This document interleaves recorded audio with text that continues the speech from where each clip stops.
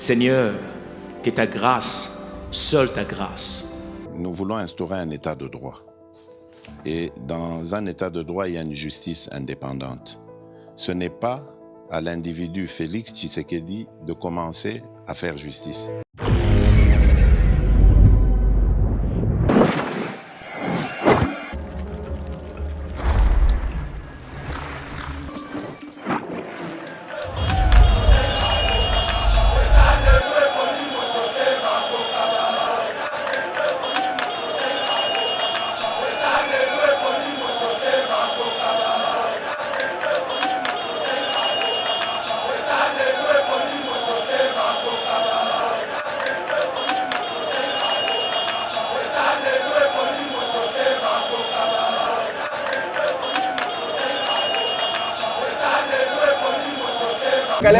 Besika Kalev Azali Benga Pasel Gili plus 243 89 57 70 570 avis de recherche.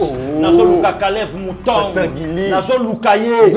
Votre numéro Nangaï plus 243 89 57 70 570 Moutoye Besika Bomba Mi Benga Pasel Gili. Nako Yebisa Silvano Kasongo Vie Vanda Calme. Ngai Moko na Keko Joye Kalev Tobima. Azali le tout puissant. Attention Pasteur Gili. Le tout puissant. Alors, na numéro nanga yango wana. Ozobanga ete na lobby na yo mix na pied numéro nanga. Muto ayebi esika Kalev aza benga numéro wana. Ko benga la police te. Pour la police ali kolo makasi. Benga Pasteur Gili ngai moko na ko kita makolo nga bi. C'est pas possible. Wana telemi na otala yo na. Kaka. Justice so batu ba pietinaka. Le justice a commis autonome. Ya ko sa musala de commit na quel mboka le kwa Congo directeur à cabinet en fonction. Babengaye basami CP de Lokangami ministre ya enseignement en fonction. Babenge yewana zo samba. Ancien DG ya Anor ya pouvoir passer. Le lot pourquoi pas Martin Faoula Koko le Kalisusu. Alors que non c'est la continuité, deuxième grossesse. C'est Kabila qui contrôle, c'est Kabila qui dirige. Un ministre ayaka étudiant rwandais na Congo a commis ministre de décentralisation na Kata Congo. Mais tu apprendre en Afrique du Sud abimi na passeport sénégalais. Et c'est connu de tous. Et puis c'est connu de tous. Abimi na passeport sénégalais a commis en Afrique du Sud pour avoir soin. Allez-y comprendre. Batu ya bongo baza boni awa na Kata République démocratique du Congo. Comment expliquer Pasteur Gili Kambo Matata Mpogno a remercié Joseph Kabila mais à lobby a longwe na PPRD a longwe bongo na FCC. Est-ce que c'est Kabila qui a laissé la politique et que Batoune va comprendre que Kabila ndimi à vivre na vie na musu matiki politique yango bango se bakomi kolongo ou soit réellement bazali ko quitter.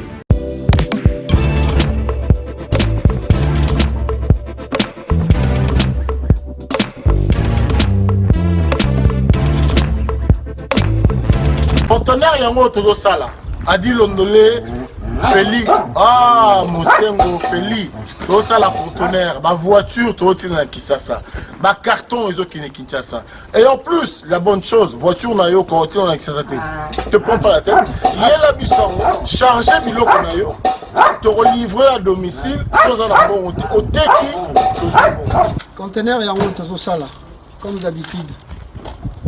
Ici 2020 comme en 2021, solo yango. Nous tous dans la place.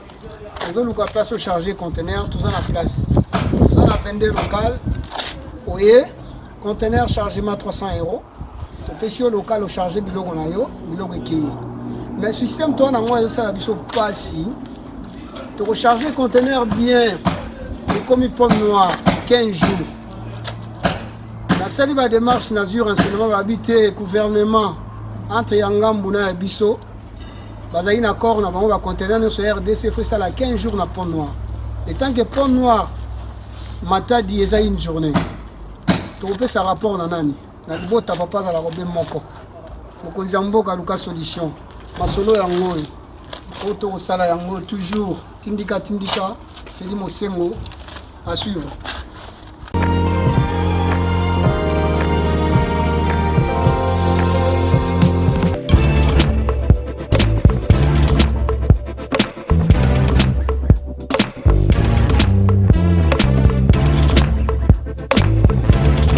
Seigneur, que ta grâce, seule ta grâce.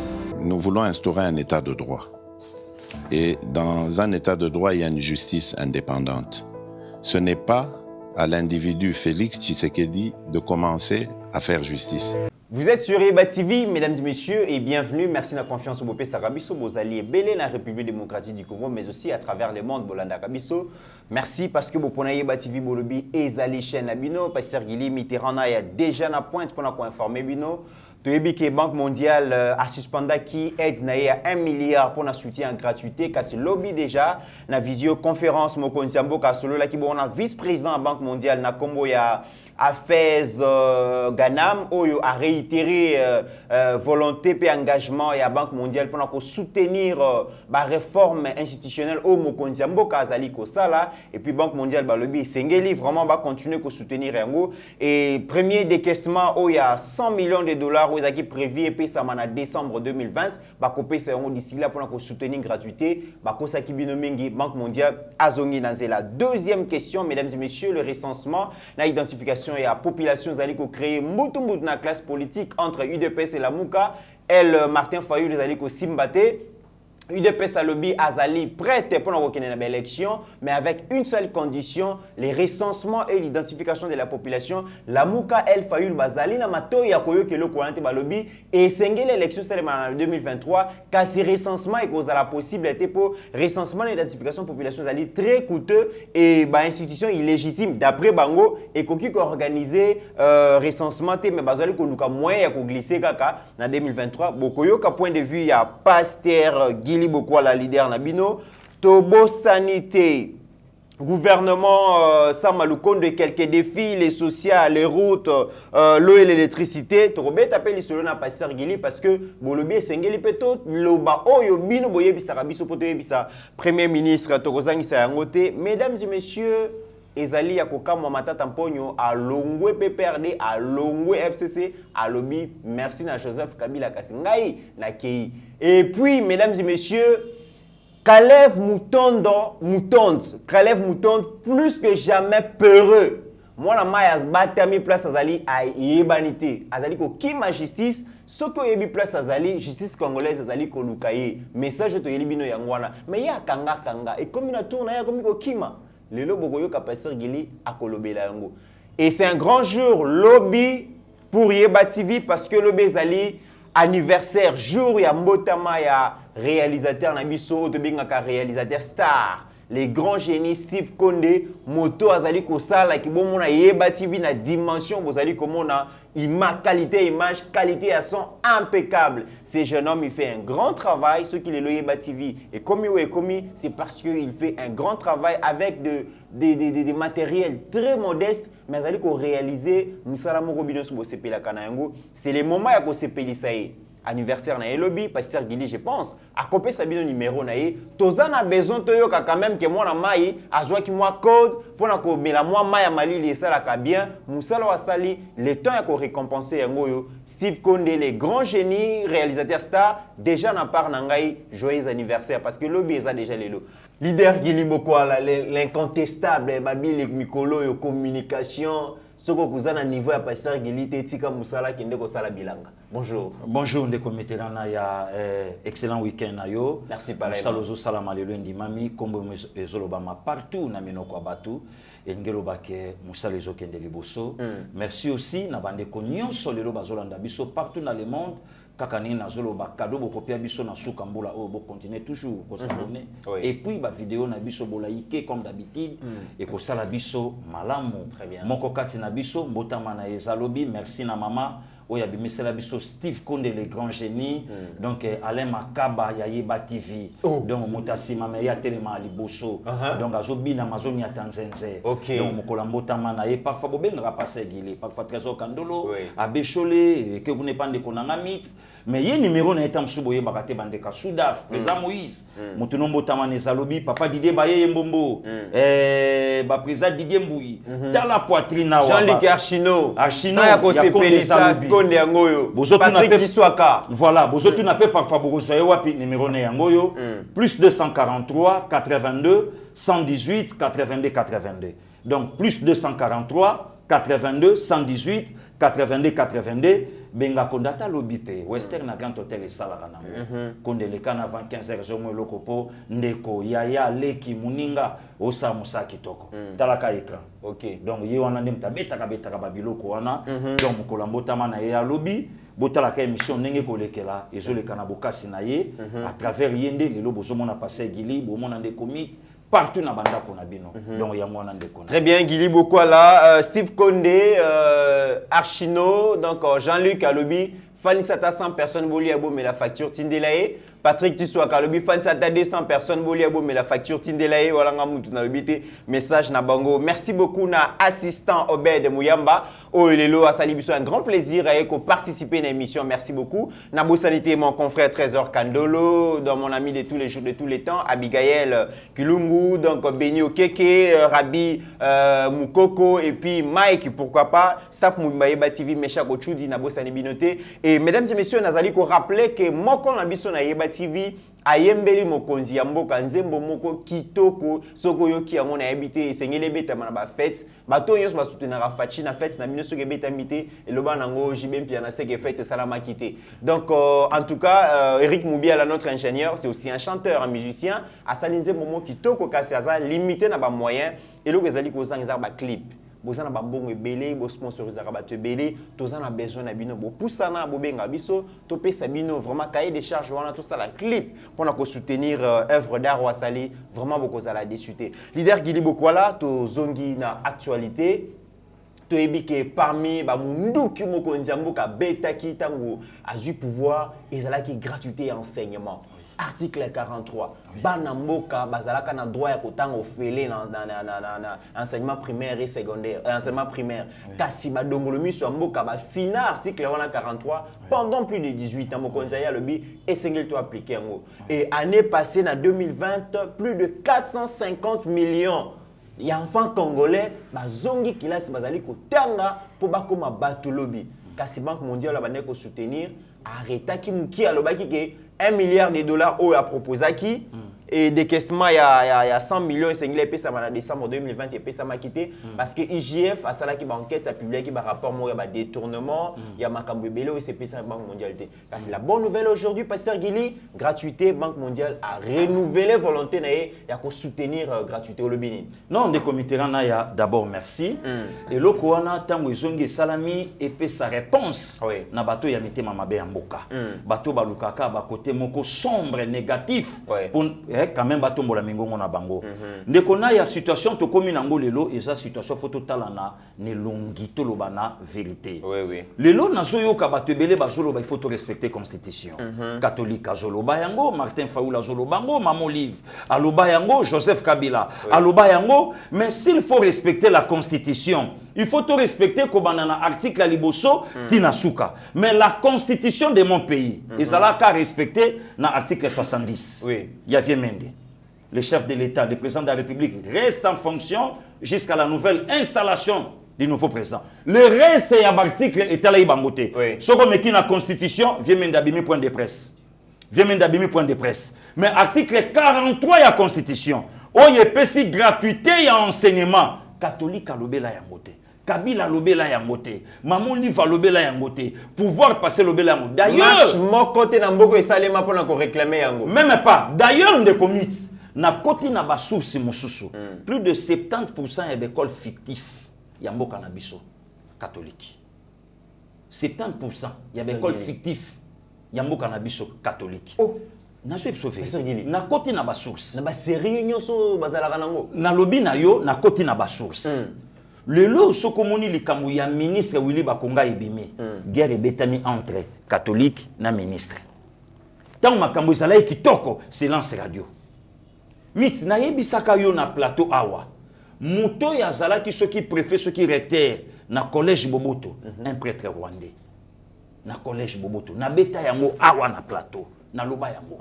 Le loti catholique azotia makelele élection, catholique apesa biso rapport ya bekol na ye vis-à-vis ya gratuité enseignement et qui wapi lelo tango Senko azotia makelele élection mais Senko les cas à ça la biso rapport il y a 40 000 téléphones oya utaka nango place oya yebi lelo ekenda wapi à ça biso rapport lelo tango Senko azoloba élection mais bato yo Senko bengaka banti Valère miibi lelo ba comment ba périer lelo yo Senko tanga uti katanga kotala eloko oyo Moïse Katumbi atongi Senko tanga zongi langage changé consultation et bandi Senko asali biso rapport abina ok non c'est na consultation te Senko que consultation 48 heures après aketa la Joseph Kabila nana tindi bango point d'interrogation Senko aye maloba oyo Joseph Kabila zoloba Senko azolobango maloba oyo Martin Fayulu azoloba lelo Senko azolobango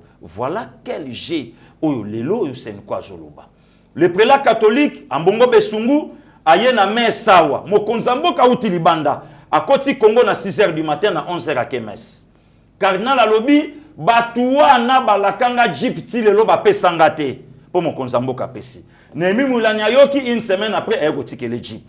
Croyant que azongi sango na peuple oyo azo souffrir, na passé gili azangi ata moto, mais cardinal a juste des jeeps, il y a plus de 50 000 balles. Banani ba meyebi. Ti lelo Senko atikali jamais causé ton pour na retour, il y a pasteur Ekofo.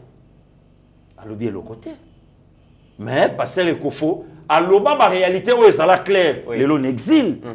Mais lelo jamais yoka Senko a osé ton pona bango médiocre nani médiocre oyo cardinal Mosengo alobaka lelo tomoni mamo livre a inauguré hôpital oti lelo to éviter ce que ça l'état mais tomoni présence à cardinal Mosengo qui sont aujourd'hui des médiocres bango bata pouvoir passer ou bien bino bato bobenga ka ba médiocre tomoni 10 ans ya cardinala mamo livre na pointe bakei engelo bakei le lo tango batu bazolo batu faut ba comprendre gratuité et enseignement batu balobaka tokosuka wapi 100 millions na yebisaka batu attention avec Fachi est pour le peuple tant amoni clarté le lo tango ministre bandi ko samba le lo banque mondiale o ya pesaka pouvoir passer mon Congo pona ba miyibi le lo wana songa lobi 100 millions ya ngwana poto soutenir gratuité où est Martin Fayulu aujourd'hui 1 milliard mais décaissement liboso 100 millions 100 millions wapi Martin Fayulu lelo aloba na biso ke pouvoir moko illégitime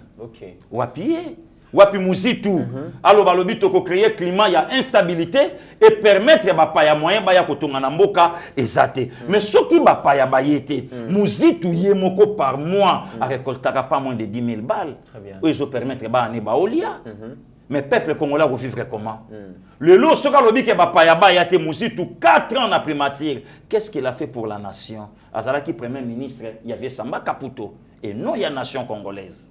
Vous comprenez? Donc, batona baseter. Ndekona ya nazo continuer ko boaka pétrole na moto. Ya koloba ke facha za na mandate facha une mission. Mission à la Canada l'été. Ça c'est le passé Guili.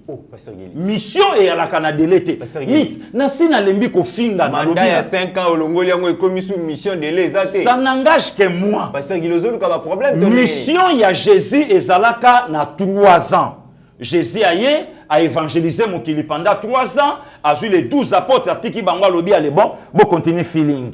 Mais mission a Fachi Toyebite. Est-ce que ça a 5 ans? Est-ce que ça a 10 ans? Est-ce que ça a 8 ans? Fachi a une mission, mais Fachi a un mandat. Mission a Fachi ça. C'est le seul Congolais Lelo à rendre Kabila faible. Pasteur Guili, toi qui es de ton son, tu as une mission, tu as une élection d'identification. Investir dans la jeunesse congolaise à travers l'éducation, ils allaient investir dans le futur à l'homme congolais. Autolingas à la Moutoumouaza formé pour apporter des solutions à des problèmes au cannabis. Joseph Kabila Lobi a que je n'ai pas réussi à transformer l'homme congolais pour la simple raison qu'il a facilité qui application à l'article 43 Mais à Kokai Kobomango, raison pour laquelle le nom a mon livre. Conseil ni le loko sa ba vidéo par le baquet, biso to lo bakana biso na médiaté biso ça la politique à médiaté, biso landa na biso koloba mukie mais ko sa lebele ya papa Kabila Kabange Joseph. Mais éducation ba wata bomiango. Éducation. Tala ba genre et école. Oh lelo bana na biso batanga na kati. tozana ba pays, tozana pays moko, ils ont la réserve forestière ébélée, Oui. tozana banté, Oui. tala ba image ba la Oui. kisekiso école Oui. Willy Bakonga. Oui. Bana bazotanga na ebité na bela yango nini. Non, Na banzete bakanga basinga. ndeko Mitterrand ya nazoloba na yo régime passé eyaki koboma éducation. Oui. Santé, pour preuve ministre, il y a décentralisation. À qui je suis en Afrique du Sud. Ouais. Pour preuve député, vient en Équateur, Henri Thomas Lokondo, à Koufi Libanda. Oui.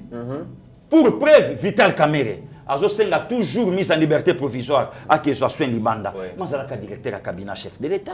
Azalaka ministre information et presse dans le premier gouvernement. Il y a Joseph Kabila. Azalaka président. Il y a assemblée. Qu'est-ce qu'il a fait? Qu'est-ce qu'ils ont fait? Batongi hôpital Nini. Basali Nini. Hôpital général Awa. Naya batu bayeba ke loko yote. Groupe yepela kakuna eza groupe donné par la fondation Denis Nyakero Tshisekedi. Wana ebetama lisolo te. O ebetami lelo lisolo. Futilité et lobaka vienanga. Et si katolobela ba vrai problème il y a fond. Dans la vie agangela anga. Au docteur Yelema. Agangela anga bi petit. Toti kaka Kabila pendant 18 ans n'a pas faux problème. Ne si katobeta ke lelo yo minde pelaka na mama emo grâce à fondation Mama Denise mais biso tozo ke neta la chaîne la ti autant. Donc pouvoir à Kabila eye ko boma et dit mit na lobango à tout moment. Congolais ça n'a pas manzalate batu ba okamwa. Congolais ça n'a pas mutu. Toza tellement n'a pas mutu pendant 18 ans. Faut investir dans l'homme congolais. Pour réinventer l'homme congolais. Babomi biso éducation. Babomi biso soins médicaux. Babomi biso ba donner tout ya malamu ou ko permettre Congolais za malamu mais ba sali ya bango moko privé. Ba sali ya bango moko ya famille ou eza ya bango mais eza ya peuple. Bana na bango batanga kalibanda ya biso baboma gratuité baboma enseignement. Mais justement Fachi est venu au pouvoir, kaka constitution, oyo bato baloba ki respecter constitution na bango saka pour l'élection en 2023. Oui. Glissemate 2023 togolekate, il faut respecter la constitution. Mais gratuité de l'enseignement, article 43 constitution. Bo piétina yango, bo tia yango wapi. Plus de 2 500 000 enfants. Bazongi chik. Année passée 4 500 000. 4 500 000, merci beaucoup de Konaya. Bazongi chik à cause de la gratuité. Mama Denise Nyakero aye na fondation na ye excellence ya. Na utolanda awa tanga na ye potokutana. Leki aye psanga lobi fondation et utope sa bourse na une maman il y a plus de 60 ans. Autodidacte. À Salaki Auto. Oui. Une maman il y a plus quel encouragement na moi so Mama Denise. Est-ce que c'est une ange ou bien ça kaka mutu normal au la biso? Donc, actuellement, maman wanate. D'ailleurs, après, c'est maintenant encouragement na ba maman. Au bala na yo, au bota na yo, au vanda na open nanda kwa libala. Mais l'andanda qui sa ya maman wana sali auto, yo pesa sko maman il y a plus de 60 ans à bourse. Pasteur Gili, allez-y comprendre naya. Donc, ba débat au fallait sko auto vanda. Très bien. To beta masolo. Ne si ka ozwa ba maman, au vandi sabango na se. Ba kende ko zwa manyoko na 21e siècle ba vanda ka ba encourager ba formation. Encourager ba formation. Voilà musala différence ya voilà. Ne si ka to comme comparaison tala ya lati boti ya boye, ya lati chaussure ya boye. Ce sont des futilités. Pasteur Gili, oui, on est à Dubaï, hein? Il y a biloko Dubaï ba yela ki asala nini? Ndekomi Joseph Kabila uteki Dubaï, ya na cadeau a pesi pe mwasi na ye. Ndekonaya. Ya minoni na kati. Te ndekonaya. Wana uteki Dubaï Pasteur Gili. Ndekonaya. Wa beta ngo ya moto. Ndekonaya. To koma na niveau to tombola débat. Donc toloba eloko oyo eza problème fandi na kata ba Congolais. Très bien. Et loko nini facile lelo azanango par rapport à kopesa liboke ya mbe na molongani na ye na situation ya est. OK. Na kata est eza na coin mo côté ya république. Vi eza le coin na est. Eza na coin mo côté ya république. Mongo ezo si le coin na est. Ba millionnaire congolais mingi bazo bimana est. Bazo bimana est. Na est nde mongo ezali ko voilà. Donc babiloko yango na ndeko na ya na zui parenthèse wana. Batu lokola ba Mama Denise to tika ko comparer ka bango na badoni. Pour le long mboka na biso maman papa te o parfois tant ça ko vanda bon na betata auto elle moi ta moi boulot na l'exata diplôme nanga mais maman o maman ngo pa bala bota mais salut auto lauréate ake azu bourse maman plus de 60 ans ba débat ya mwana sko photo beta même 58 femmes voilà au niveau bazola que ça va leadership na bango le lot tango ake et pas premier ministre. Oui. Akei ko plaider pour la fondation T. Akei ko plaider pour ma femme congolaise. Oui. Akei ko plaider oh nous les ressortissants, nous les amis, nous les ressortissants, nous les membres des partis nous politiques. les membres des partis politiques. Akei ko yebisa premier ministre abi pensez aussi aux femmes. Namboka nanga basama yele bazali. Oui. Tant gouvernement zobima kanisa pe ba mama. Et ça les polémiques. On a soutenir surtout putain ngozolo ba maman Voilà. on a soutenir mesdames et messieurs ce moko takoyo kabiso. Hein. Maman F Bazaïba aloba Massoud. pe mingi. Voilà. Aloba pe mingi bo pe ça ministère. Voilà. Total a elo ni akosala. Comprenez? Marie José il faut courir. Il faut coup. Et bazama Il y a beaucoup na lela est grave, il y a Marie José. sentir. Voilà. Pasteur Gili, tant vous allez koloba c'est aussi les moments ya koreyer po ezali kamba gouvernement. Oui. Ba tout le roi Didier Bayeye. Mbongo. Nous maîtriser Expert na tourisme. Voilà. Voilà. Donc je comprends. David Moukeba. Moukeba. Nous avons besoin de grands travaux. Ba docteur Ilobo sa maman Sandra. Voilà. Donc batouana il faut basala. Ndekona ya. Donc au moni lelo ba polémique eza sunatina te. To komi na moment to tonga mboka na biso. Oui. Lelo yo Banque mondiale abimisi 100 millions. Ayebi ke sérieux ce côté na République. Oui. Directeur wa zala ki pena chef de l'État, lelo beko kraka. Ba réforme Rosala Yangola. Voilà. Secteur éducation. Voilà, lelo libanda, lelo ministre et enseignement. Oui. Pour moment na ke mokonza mboka koti na kati ya circuit fermé, ya ba mafiete ya mboka. Oui. République yango na justice ebengiye. Justice so batu baboyaka. Justice so batu bapietinaka. Oui. Lelo justice a komi autonome. Ya kosa musala de komiti na quel mboka lelo kwa Congo, directeur à cabinet en fonction. Babengaye, basambi sepe le loi kangame. Ministre, il y a enseignement en fonction. Oui. Babenge yewana zosamba. Ancien DG, il y a Anor, Oui. il y a pouvoir passer. Lelo, pourquoi pas Martin Faoula Koko le Kalisuso. Alors, non, c'est la continuité. Deuxième grossesse. C'est Kabila qui contrôle, c'est Kabila qui dirige. Oui. Lelo, pourquoi pas journaliste à Libanda. Ne si kaba finga passer Gili. Donc, ne si kaba finga de commitérant. Oui. Ne si kaba finga batu. Bafanda balo bababi. Oh!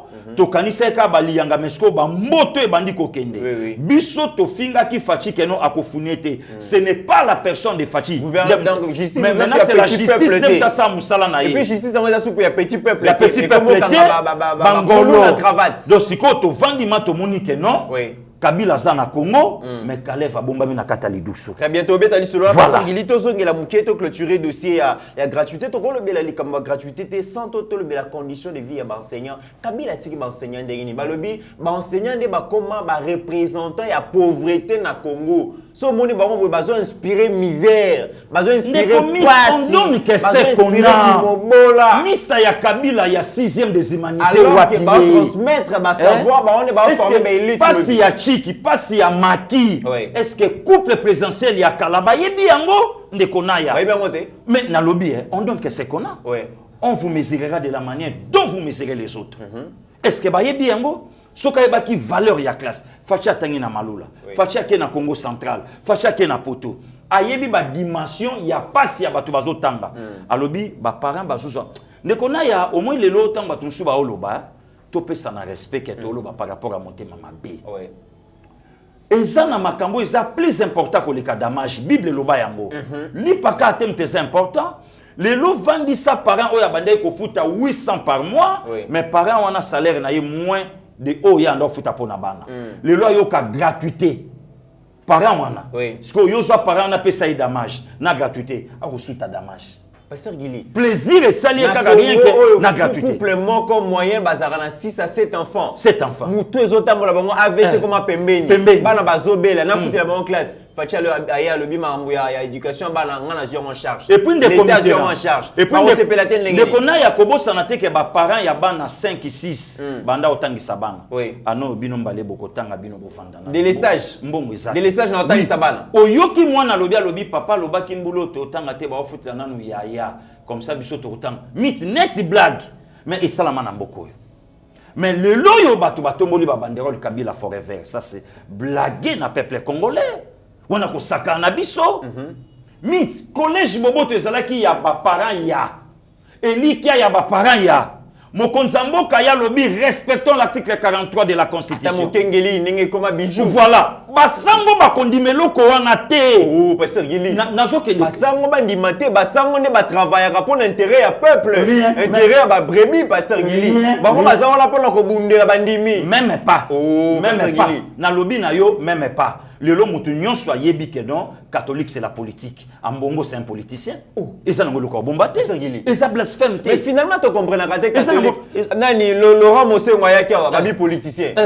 Donc éminence ambongo yepe sous politicien. Politicien ya likolo. Est-ce que banda cardinal nani ambongo azawana? Oui. Au soke lo comment pour l'église. Soko ki tona yi matimboka. Élection salam. Ngana mon élection. Akena TV5 Fayulu mutaganiaki.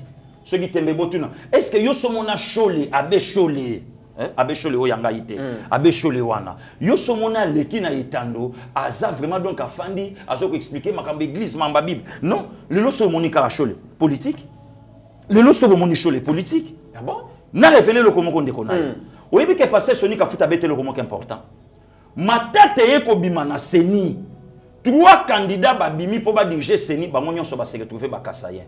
Cardinal Ambongo lobi Kasayan kozala en tête ya senité pour nani soka en tête ya seni ba ko soutenir Mokonzamboka tala niveau ya motema mabe mais wana ni moto ya Nzambe mais lobi na point de presse il y a l'infatigable perdant Martin Fayulu a lobi na réforme na ye seni il faut pas pesa yango basala Nzambe bongo seni bande zala sei est-ce que Mokan firme ta dirigeant yango est-ce que païen muta dirigeant yango oh mais oui Pasteur Gili Mokan firité peut-être pour Martin Fayulu c'est que Batios va diriger basala Nzambe te Malu Mosali na Nzambe Nanga Mosali na Nzambe nani Oya Katanga Ngoy Mulunda Mosali na Nzambe bosko basala Nzambe nini o yazo senga sko yotuna tangu cardinal Ambongo aboyi bakasayen Malu abimela côté nini Ngoy Mulunda abimela côté nini voilà encore la sorcellerie le tribalisme o lelo moto na Nzambe azoye la biso na katamboka siko na bango na ba médiocre banani sko ba vrai médiocre. Très bien, Pasteur Gili, Tokendeli comme dossier à recensement et identification population. UDPS à lobby, biso tozali ko banga élection te toza prêt pour nos élection, mais une seule condition et sengeli nanu to recenser et puis to identifier population congolaise to ebana naza congolais et ko permettre biso to kende na élection. Mais Martin Fayulu à lobby non so UDPS à lobby, ça veut dire que azoluka ba moyen pour na connaître glissement ce qui élection en 2023 ezalité ko za malamu te à lobby. D'ailleurs recensement ezali très coûteux et ko za malamu te to kende ka na enrôlement il y a des électeurs, Pasteur Gili. Des comités là, c'est la folie. Et là, quand on a aucun peu dans sa Bible raison, il y a que sagesse à motivant dans un voula na yete. C'est pas le fait que ce mutaza mukolo ndazana boania koleka. Alors ceux qui a pembe zali symbole la sagesse. Na Congo kutu ce mutao kolanda okoma bololé. Malgré moi exception yali, nazana bakuluto basi bakoli mozomo na boania. Mais je peux se l'indiquer, ndeko mit. Est-ce que Martin Fayulu a qui jamais qu'on s'est racheté devant la population congolaise? Il y a qu'on dit ma recensement pe akotali sakeno na zamoko ya bino. Liloba o ya lobi atindiki pungu na ye penge ya koleka ya kolobake. Boye bisa pasteur wana passé Gili élection bon ou bien recensement et qu'on soit biso 50 millions mais tokende directement na élection comme ça mon konjo ya koya asala mais demanda ye penge réforme oyo Martin asali lobby oya sengi lobby dernier rempart nango signature nango ya suka pour réforme na yo wana ekota en vigueur n'est-ce pas le chef de l'État? Donc le président élu azali ko senga président patin asala ba réforme. Il y a sali ba réforme est-ce que ba réforme wana attention ka sengi basala yango libanda et kokota na parlement illégitime selon Martin Fayulu. Il y a le baraza président élu. Mais comment ko senga su ke patin to placer boto marionnette asala ba réforme? Si ko ngana tuniye parlement illégitime. Na 2011 parlement et alaki illégitime muzito azalaki na kati. Qu'est-ce qu'ils ont fait? Basala ki nini pour na peuple. Les lorsque tanga zo senga ke toko sala ngo libanda de commit. Mais ceux qui basali ngo libanda et ko taka na parlement. Ceux qui continuent na parlement dernier signataire na dernier rempart c'est le président de la République. Voilà ici quand Martin Fayulu azako se contredire. Les lotemps to sengi recensement. Recensement zakate ka no pona Martin, ça fait aussi partie de la solution ya guerre à est.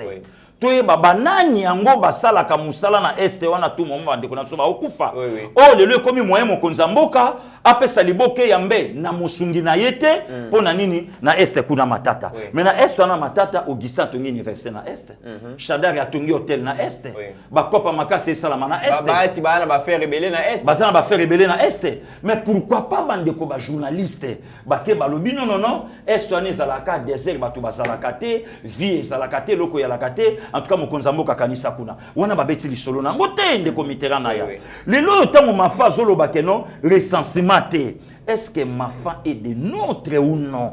C'est depuis 1984 recensement salama na élection il a voté billet vert aujourd'hui jour pour jour 37 ans de Mitterrand naya ça tombe aussi bien l'UDPS Sabunda pour corriger pouvoir il y a Maréchal Mobutu à corriger pouvoir il y a Joseph à corriger pouvoir il y a Laurent Désiré entre autres recensement na élection toyebati les lotos zalaka combien il y a des fois 80 millions il y a des fois 90 millions, il y a des fois 100 millions. Dans la ville province à Kinshasa, il y a des fois 10 millions, il y a des fois 11 millions, il y a des fois 12 millions. Ça tombe aussi bien. Recensement et salamato, ça la élection moko crédible. Pardon de Konaya.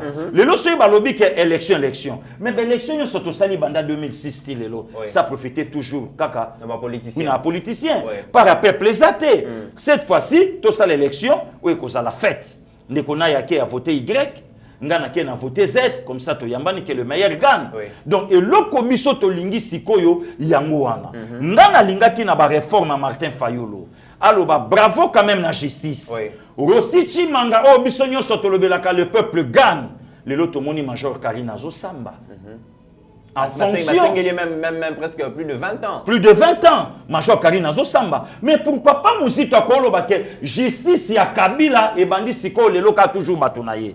Wana balobi angote tala motema mabe tala motema mabe ne commit le tout puissant Kalev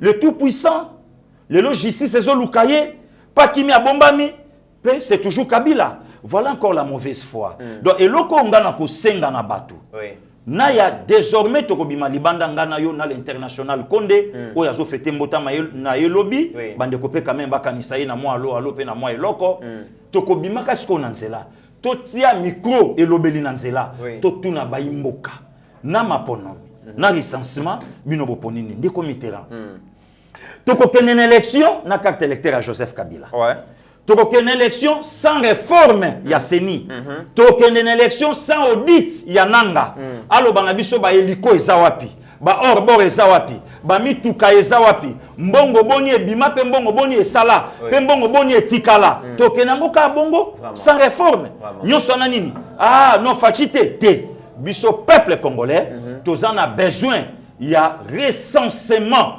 toyeba nani azan nani na katambo. Très bien pasteur Guilé et là vous allez ko kamusa biso recensement pe toko na ba pays où baza sérieux bakoki ko planifier développement sans que basa la recensement ba yeba nombre de population ceux qui te jouent à gratuité dans 5 ans ou 10 ans à venir tokotonga combien d'écoles pour tozana combien de bana nyonso wana za ba donner wana ko bimana recensement justement tokotonga ba hôpitaux combien tokotonga ba banzela combien tokotonga donc nyonso tokosala esengeli tozana na maîtrise ya croissance démographique na biso esengeli le kana recensement Martin Fayulu azali komona yango te pasteur Guilé le problème au peuple na biso azalango azana problème ya banzela problème ya ba hôpitaux problème ya route na kanisa qui peut-être ba réforme wana akosenga ezana ba réforme za tourner beaucoup plus vers le social. Non, pensez pas à Martin Fayulu les élections au profit à Bango. On a une grave élection. Non, au profit na Bango, bénéfice na Bango, bakota na G, bakota na circuit. Besoin à Martin Zawana, besoin Martin Zapepleté. Est-ce qu'il y a une réforme à Martin Fayulu? Alors, papa Lobino, il faut réformer ça la paix quand même attendre ba militaire ou le bazo kende. Nage, à sali réforme ceux qui y a banane yango à côté sur à penser na ba médecin à penser jamais na ba pharmacien. À penser jamais na batumi susu. Donc on se comprendre que mutazolo balikambo na contraire nango ou bien mutalo balikambo oyo azo maîtriser yango malamuté. Ne komiti na zwi sa bande ko ba olandanga. Il faut topé à salio ya recensement azwi carte po azao yamboka. Babiloko oyo donc ezo senga na population na biso lelo yango wana. Au lieu to kende na élection oyo etiki na nos population na tâche na motema. Donc ce n'est même pas l'IDPS pouvoir en place et organiser recensement na identification toyeba nanu lelo toza combien de comité là totina au Libanda un ministre ayaka étudiant rwandais na Congo a comme ministre de décentralisation na kata Congo mais to apprendre en Afrique du Sud abimi na passeport sénégalais. Et c'est connu de tous. Et puis c'est connu de tous. Abimi na passeport sénégalais a comme en Afrique du Sud pour avoir soin. Allez-y comprendre. Batuya bongo baza boni awa na kata République démocratique du Congo. Comment expliquer, Pasteur Guili, que dans un pays comme la République démocratique du Congo, un pays où Sengele s'est respecté, tout ça les 34 ans, peuple congolais, tout ça, le recensement à Souka en 1984. Et les lobes, nous sommes presque le seul, sinon le seul peuple au monde, où tout ça a identité, tu as une carte d'identité. Les lobes, où tu as congolais, parce que rien ne prouve. Parce que est-ce que c'est normal dans le Jiraki Bisso lobby, pour garder Bisso pendant plus de 20 ans sans carte d'identité? Et ça là qui a bénéfice dans Bango, puisque Kabila a calculé Bissoté. Kabila a fait la copie, il y a une famille. Lelo zoa tonga ba flat na mwanda kuna, lelo maman livre ba ferme bangombe, c'est connu de tous. Lelo Kabila kutu to apprendre même ataba nyama na somba libanda ye aboko lia teki yango. Donc comme cop, elingelo ba ke bayaka commerce na bango na Congo. Mais Fachi est venu tant qu'un homme d'état souci na ye a redresser Congo atika mon niveau. Yango moni mama Denise, bezo tomba ye na mokonzi na ye a calculer bi bon. Déjà mobali nanga en tête à Mboka, nga en tête à Basi à Bakonzi Afrique. Parce que na me mappé réforme na Mboka nanga, lobiti na kozalate, batuba yebake mama Denise ayak. Moi si akotaka tina makambo ya bale, ya bana po yebike foot et ça peut richesse à Congo. Très bien. À s'investir na yango na fondation, à côté na excellence, à côté na boy. Ba débat yango wana, mais le lozo tala mutazo kende na babilo. Ndeko na ya, même atalobi na tongo. Adversaire à Fachi Azate, adversaire à Zate, tout se fallait faster. Le loba tumusu bazo loba wana ba otia makelele. Soki to lobi to chaque recensement awa. Bato yo tout le loba zo landa batu tata na yonani. OK. Non, mit le loba to loba na vérité. To lali to lamuki Martin Fayulu président Congo. Si les hommes t'as loba sans cousin à tellement loba. Et quand vous savez pasteur Guilitan Martin Fayulu azali koloba ke recensement est cause la très coûté alors que DG au NIP monsieur Ilunga Richard a pesi biso ba coût eko coûté à lobby ezali bongo 350 millions de dollars. Martin Fayulu azobosa na ke société moko ya Olive Lembe bazana nyongo ya l'état ya 800 millions de dollars alors que recensement pour 2 ans, ils ont coûté 350 millions de dollars. Akolinga yango te, puisque ça y a bisoté. Il n'y a pas un Congolais naya, même attendez, tu vas na obende konanga na plateau. Et ça la awa na Congo et ça libanda. Et ça na Congolais mon côté le loi kobo ya recensement au profit à élection. Non, recensement d'abord. Tu es banani azanani. Tu es bana est makamni le kaka. Tu es ba situation boza nini. Tu es ba likamboza. Il faut recensement. To identifier ba Congolais bazali banga. Azalaka muto liboso ba ke toki na élection te soki so bazali recensement te. Oui. Et le logo est changé. Na lobby na yo c'est un trouble fait au monde akavier wana. Incohérent. Incohérent. Donc muto lo bali kambu lelo na tongo pe na pourquoi ache déjà contraire nango. Donc lelo baza bato kolanda te. Lelo ko mona Adolphe Muzitu Fumumpa akomi na ba tribune. Azo pesa biso pisa solution ndenge Congo ekobima na gouffre. Mazalaka premier ministre. Alo banabiso sa terre natale, sa province natale. Na kenda bandundu ko bleka mai ndombe awa. Oko matina mai ya kwangu nzeta mangezate. Na lobi bien nzete ya manga ezate. Na kenda na leka na kenge na mboka ya Kimbuta. Toluka lipa ya kolia boye. Tokoma na masima nimba. Pomona batima ya kitoko na masi. Les vieux kinke mulumba. Pasteur Guili. Ouais. Tant que vous allez koloba makambo ya Adolphe Muzitu.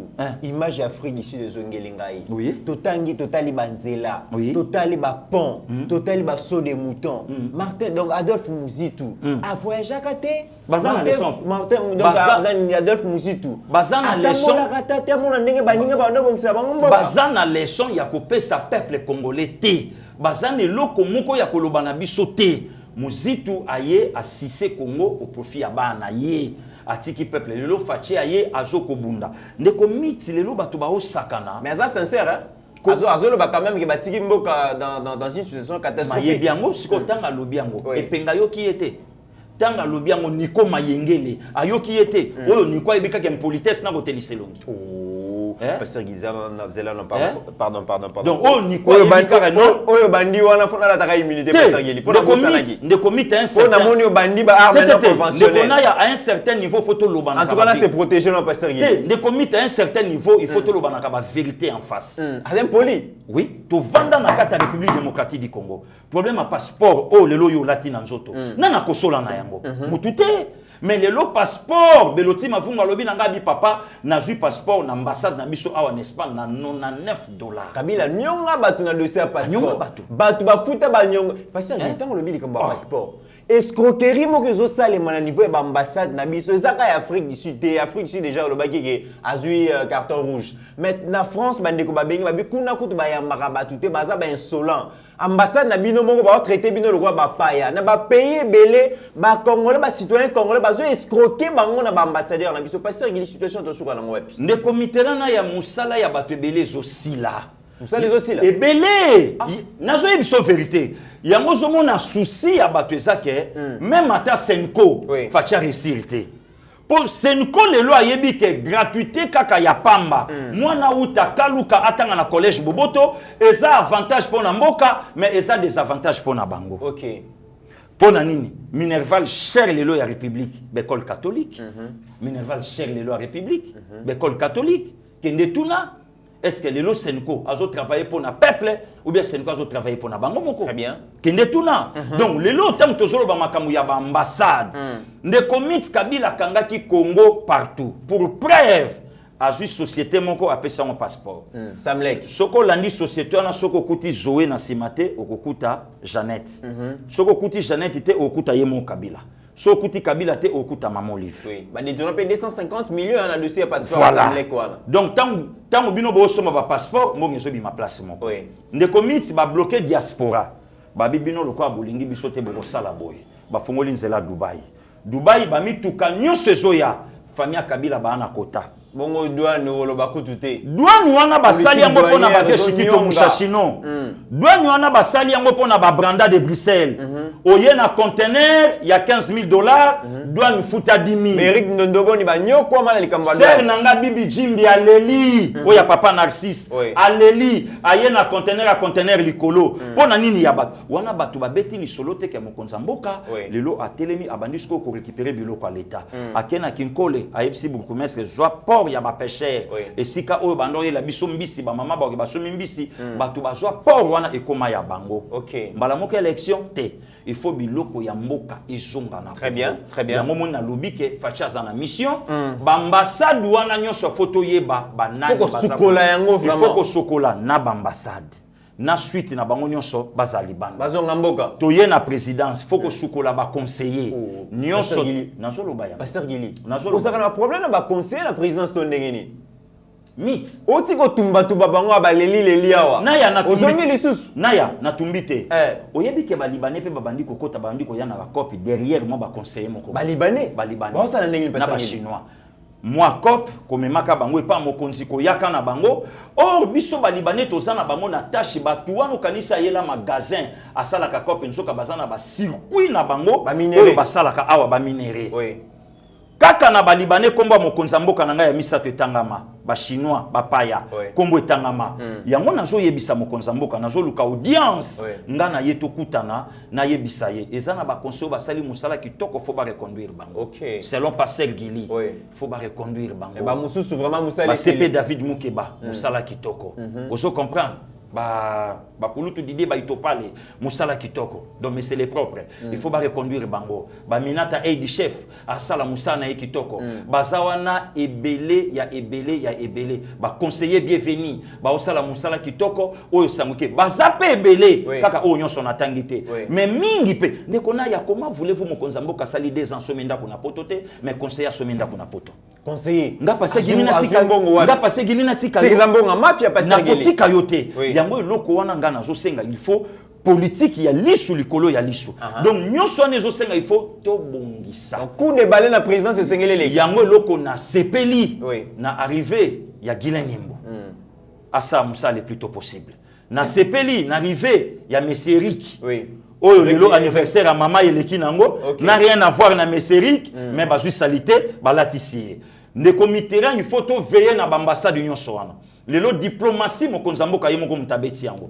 lelo banque mondiale ye wana donc lelo Martin Fayulu na Adolphe Muzeto baza la suite question à STP pasteur Gilobo sani yango diplomatie mokonzi futi ADF na ludon ADF wana ba classé ba on a liste ba terroristes voilà ça veut dire que Congo ka neto ba no combattre ba masolo la communauté internationale ba koti likambango nyonso ezali diplomatie masolo wana ba journaliste victoire diplomatique masolo wana ba journaliste ba obeta ngote OK ndeko mit na salaki na plateau no yamba kinga na lobiango liwa ambassadeur italien na ko sepela na liwa ya mutute ngai pe mukolo na ngeza ali mais ça tombe aussi bien et yeba na ke communauté internationale soki bo chaka litoyite na makambo este mais o ya bino akufisi ko akufi ndenge bazui conscience oyoki ke balamuki bazui ambassadeur akufi ba kotisi mbamo ADF na liste ya na tata liste ya ba terroriste mais ne sika wana journaliste beta makambo yo mutabwania alekisa tango na ye na université parce que il alekisa tango na koyiba na wenza matete mais nesika sko aloba likambu ya bongo ya malonga bayi mokili ba yoka ye yoke na likambu ya chenette très bien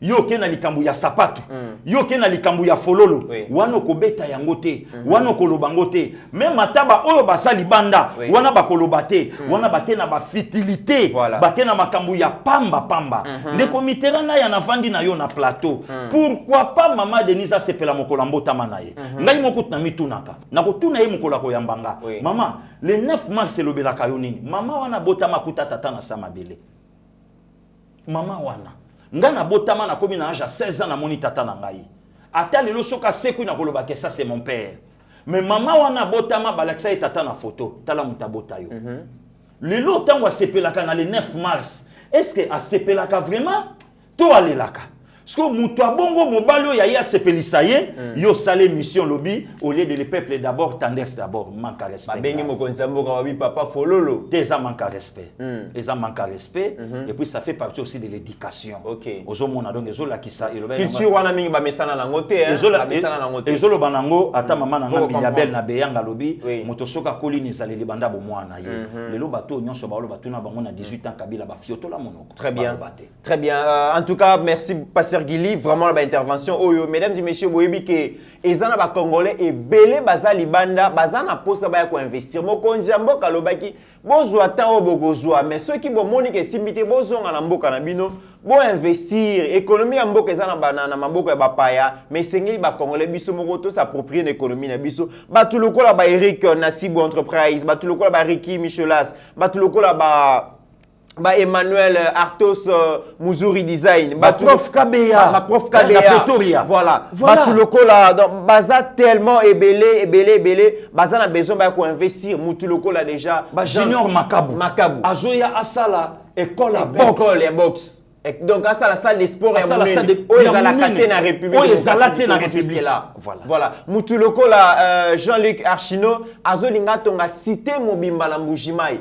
mais bato bongo bazana besoin douane kita bazo sengelo ko musute mokonzamboka politique douanière to revoir yango parce que ezali ko favoriser comment voulez-vous bato ba kosimba douane ya aéroport international njili bata RCD imaginez bato basala kan aéroport ba yebi ke réseau eza réseau ya Ruberwa voilà et donc douane ya laka 1000 francs exemple n'importe à Kabila et comme na Fachi x7 nyonso na pona ni batu nyonso bazoya balo en tout cas donc en tout cas Fachi ça elo te ka Kabila donc batu bazana raison ba di progrès bazo telengana wana bandiko nanga lelo ba bateli parti na makasi lelo ba kozwa formation moko ya 3 mois ba bwaki bango na douane déjà na volonté na bango chômage ba bateli parti ba trahir mboka te mais lelo soko ramasser di progrès na ba combattant au bwaki bango kuna na aéroport musale au sala makoma mais batu bazana na bataruberwa objectif na bango ça ba matisa douane comme ça batu ba ganga pasteur Gili yozali leader mais batu musupe babengi ba TV mingi balobi to mekana ko vérifier makamuzali ko leka na aéroport international Njili na ANR série ya Kalev Mutondo tozoko ta dossier na ye Kalev Mutondo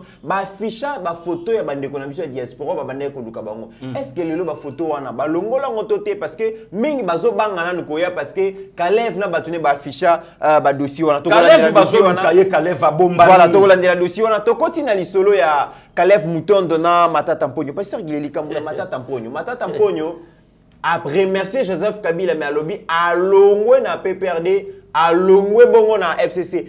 Est-ce que c'est Kabila qui a laissé la politique et que Batouné va comprendre que Kabila ndimi à vivre na vie monsieur matiki politique yango bango se bakomi kolongo ou soit réellement bazali ko quitter. Non non, ba matata pono bazaba produit fait ya Joseph Kabila. Oui. Tu es ba matata pono député te.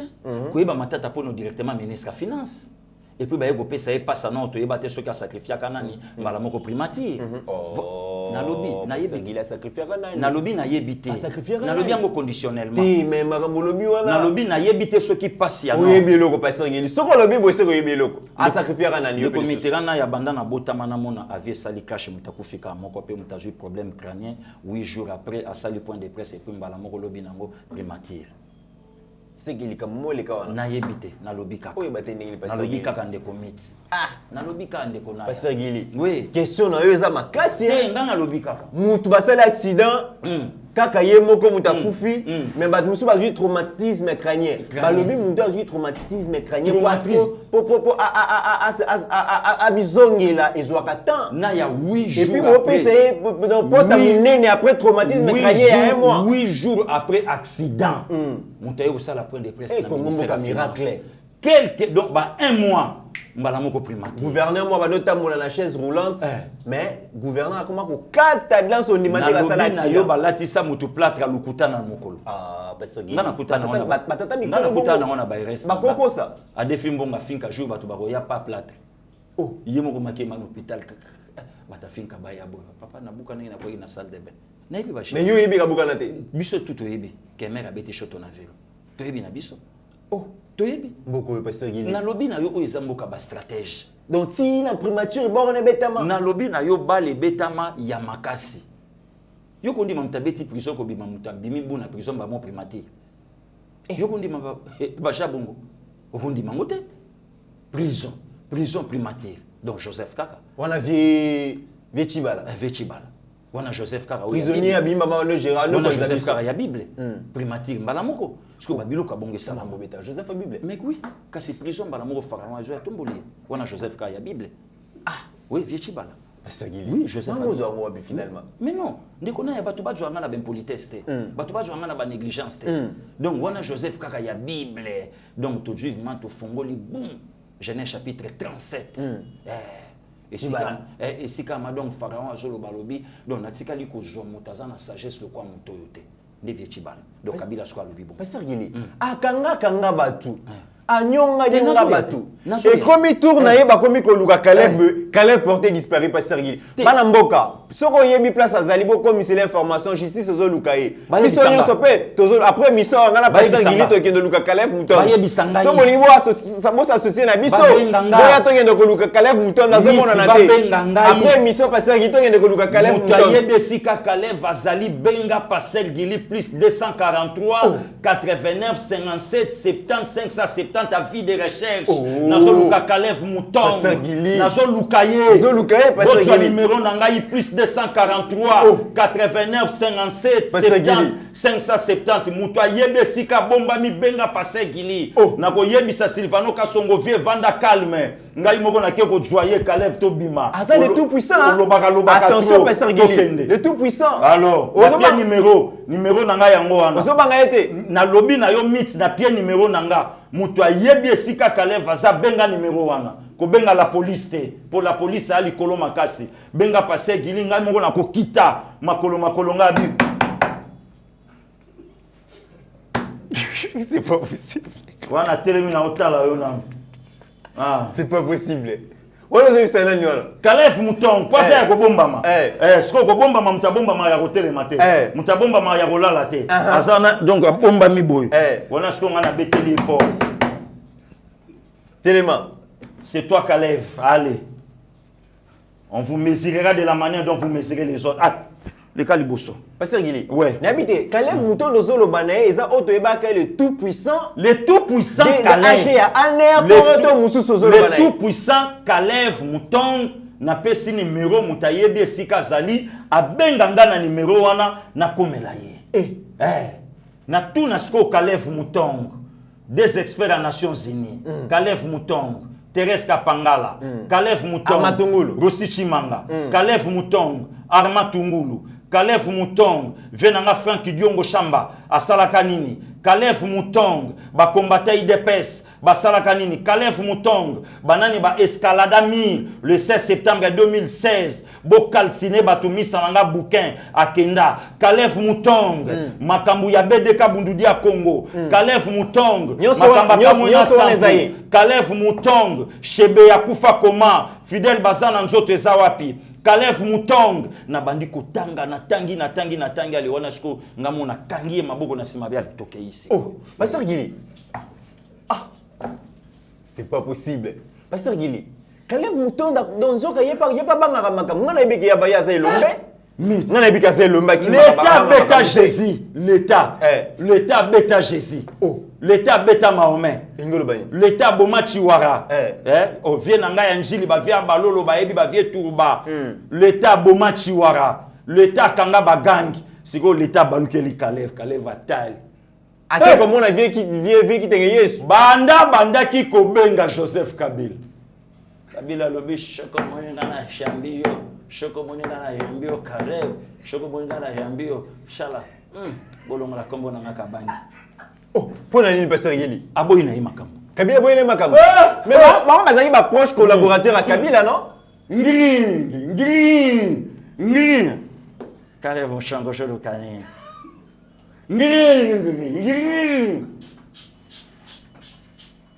Caleb Moutongue sholo kani.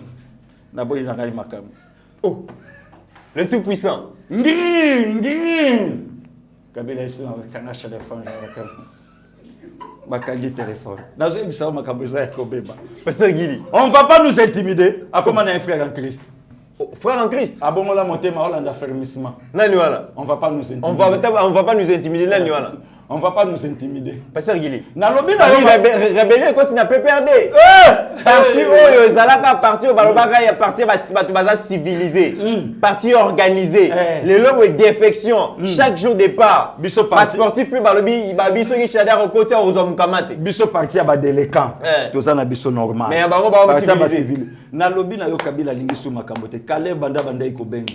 Place pas bomba na dudusu réseau so simbate. Kabila zu téléphone akangi. Ya on a pesi numéro ba benga na ke na so. Mesdames et messieurs, ce que Michel Silboya vraiment il bati Viboya to que de Luka Caleb Moutongue bazana postana to comme na suka ya émission na biso Pasteur Gili mais réalité moko to betali solo mboka oyo balobi locataire aza moumbu ya bailleur.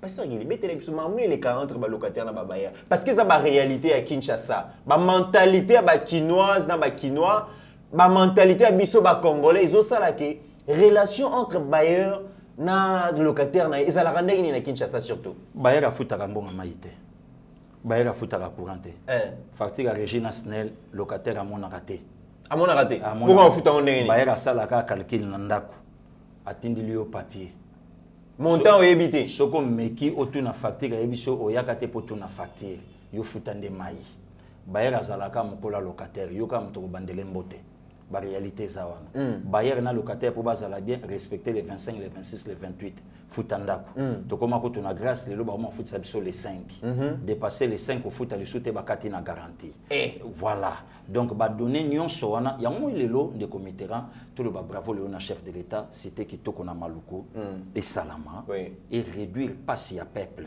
de yango lelo pe tozo senga gouvernement sa malukonde et bima rapidement et répondre na place ya peuple.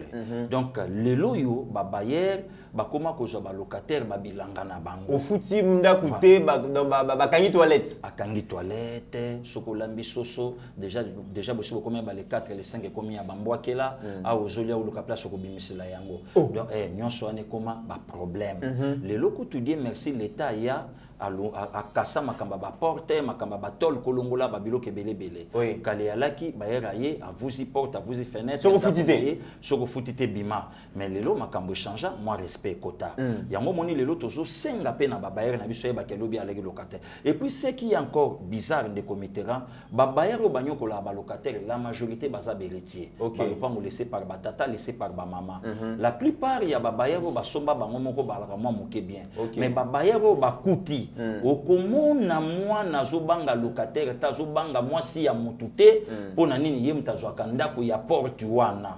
Et puis eloko mosusu ekoma lisusu lelo kosala mabe ndeko mitterrand lelo soki okutani na bayer ya gene lelo okutani na bayer héritier ye aza na ntina te yo fute le 30 le 28 le 5 yo kaka ndeni mit wana soki soki bapesa aye po adefa ndeni tonton mit nakobaka mwa 10 moko wana te comme ça tosala kaka moins soko pese pepele oui yo sur la kitoko so pese te na obimisa locataire on a comme ça na fungolelo palin yo ma fopema soko pese te komi bagarre mais mbongo yanga na sengi pianga 10 to 4 zobo ya pona nini soko memi e bongo a meseni donc babiloko wana e créer ba problème et belé na ba mapango lelo tozofanda. Lelo comment voulez-vous locataire azunda ko mebera ko esui la lobi awa mopaya la laté mais soki mutaye ko tala ngambule beti voilà na bengana ye ala laté pasteur Guilé ça peine un problème aussi très important so ozali ko luka lupango tribalisme komi makasi ba komi kotuna so oza mulu ba kopesa au place te ba komi kotuna même na place au sala so oza mutu ba kopesa au te ba komi kotuna na place au sala la place net va fonctionner na ba agent l'état bayer tango zo pesa yembo nga garantie azo kotuna yo po sala ka wapi.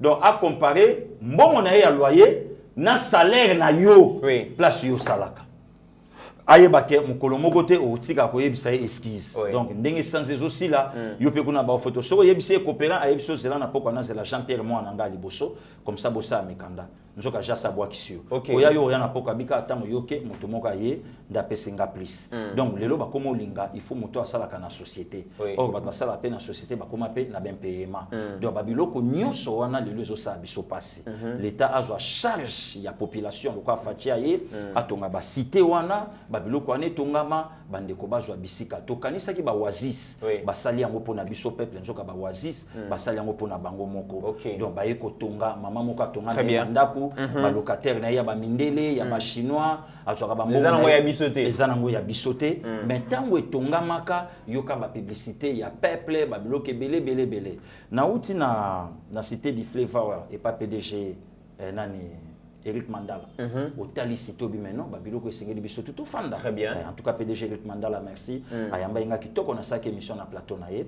Mais lelo zotala ke babiloko na bato basali yango kaka pona bango mo. Yango loko tolo bakeno Kabila. Très bien. Yaka te pona peuple.